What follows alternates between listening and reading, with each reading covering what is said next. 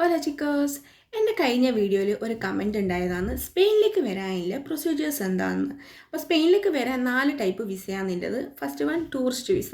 Tourist visa നാട്ടിൽ നിങ്ങൾ apply ചെയ്യുക. 90 ദിവസം നിങ്ങൾക്ക് സെങ്കൻഡ് വിസ ആയതുകൊണ്ട് 90 ദിവസം സ്പെയിനിലോ അതോ യൂറോപ്യൻ യൂണിയനിലോ എല്ലാം കറങ്ങിയിട്ട് നിങ്ങൾക്ക് തിരിച്ചു പോവുക. ചില ആൾക്കാരുണ്ട് ടൂറിസ്റ്റ് വിസയിൽ വന്നിട്ട് പിന്നെ തിരിച്ചു പോവാതെ ഇറഗുലറായി നിന്ന് റെഗുലർ ആവുന്നവരും ഉണ്ട്. അപ്പം ഇറഗുലർ ആയിട്ട് ഇവിടെ നിൽക്കുമ്പോൾ നിങ്ങൾക്ക് ഫസ്റ്റ് നിങ്ങളുടെ പേരും പിന്നെ നിൽക്കുന്ന അഡ്രസ്സും നമ്മുടെ മുനിസിപ്പാലിറ്റിയിൽ രജിസ്റ്റർ ചെയ്യണം. അപ്പോൾ രജിസ്റ്റർ ചെയ്തിട്ട് 3 കൊല്ലം കഴിഞ്ഞ കൊല്ലം വരെ 3 കൊല്ലമായിരുന്നു ആയിട്ടുണ്ടെങ്കിൽ നിങ്ങൾക്ക് റെഗുലർ ആവാൻ വേണ്ടി കൊടുക്കുക. അപ്പോൾ ഇത് മാത്രം പോരാ, കോൺട്രാക്റ്റും അപ്പോൾ ആ 3 ഇയേഴ്സ് ഗ്യാപ്പ് കൊണ്ട് നിങ്ങൾ എന്താ പറയുക വർക്ക് കോൺട്രാക്റ്റും കിട്ടണമായിരുന്നു.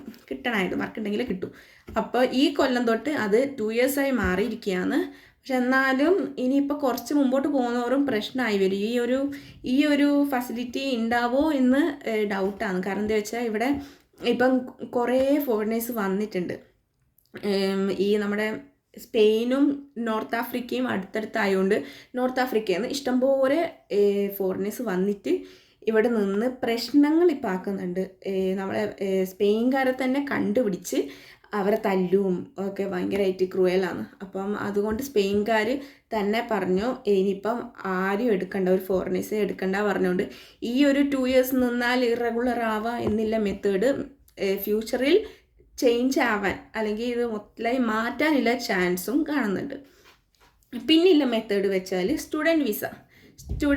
സ്റ്റുഡൻ്റായിട്ട് ഇവിടെ പഠിക്കാൻ വരണമെന്നുണ്ടെങ്കിൽ നിങ്ങൾ എവിടെയിലെ സ്പെയിനിലത്തെ യൂണിവേഴ്സിറ്റിയിൽ ബന്ധപ്പെട്ട് നിങ്ങൾ ചേർന്നത് കാണിച്ചാൽ നിങ്ങൾക്ക് സ്റ്റുഡൻറ്റ് വിസ കിട്ടുന്നതാണ്.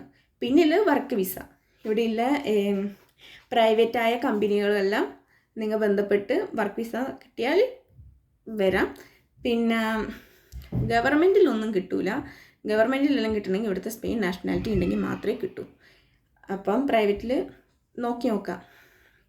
പിന്നെ ഇപ്പോൾ വർക്കൊക്കെ കുറേ കുറവാണ്. ഇപ്പോൾ സ്പെയിനിലുള്ളവർക്ക് തന്നെ വർക്ക് കിട്ടാതെ ഇപ്പോൾ ഇരിക്കുകയാണ്. അപ്പം പുറത്തുനിന്നുള്ളവർക്കും ചാൻസൊക്കെ കുറവാണ്. എന്നാൽ നിങ്ങൾക്ക് ലക്ക് ഉണ്ടെങ്കിൽ കിട്ടും. പിന്നെ ഉള്ളത് റിയാഗ്രൂപ്പേഷൻ.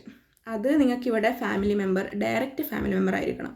ഉണ്ടെങ്കിൽ റെഗുലറായി നിൽക്കുന്നതോ അതോ സ്പെയിൻ നാഷണാലിറ്റി ഉള്ളവരോ ആണെങ്കിൽ നിങ്ങൾക്ക് വേറെ ഒന്നും കാണിക്കണം. നിങ്ങൾ ഇവിടെ നിന്ന് ഇങ്ങോട്ടേക്ക് കൊണ്ടുവന്നാൽ മതി. അതും ഇവിടുത്തെ റെസിഡൻസ് പെർമിറ്റോടെ ആയിരിക്കും കൊണ്ടുവരുന്നത്.